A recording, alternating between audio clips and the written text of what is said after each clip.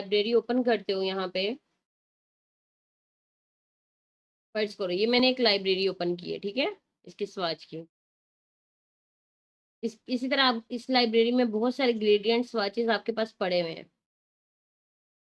अब ये देखो, यहाँ पे ये जो कलर पड़े हुए हैं ना, इनके साथ ये छोटा-सा एक बैग बना हुआ है। आपके पास ये जो कलर बने हुए हैं, ये कलर स्कीम का एक ग्रुप है, ठीक है?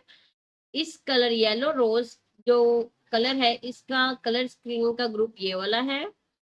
पिंक रोज का कलर स्कीम का ग्रुप ये वाला है। इस तरह करके ये इनका ग्रुप का आइकॉन है, ठीक है? ये जिसकी जो कलर स्कीम का ग्रुप है, उसकी ग्रुप का ये आइकॉन है, जो यहाँ पे हमारे स्वाच के पैनल में ये नीचे न्यू स्वाच ग्रुप जहाँ पे लिखा हुआ है।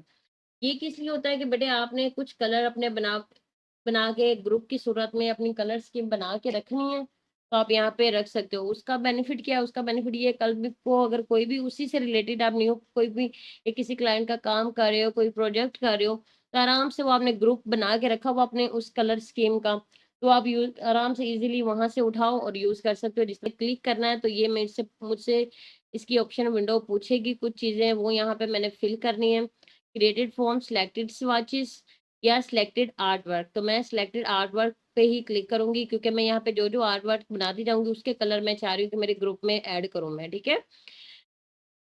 ग्लोबल वाले को भी चेक नहीं करना, ग्लोबल की क्लास इंशाल्लाह कल होगी। और नीचे वाले include swatches for tints, tints वाले को आपने चेक रखना और इसे ओके कर देना। अब यहाँ पे उसने आपको एक ग्रुप का आइकॉन बना के दे दिया, ठीक है?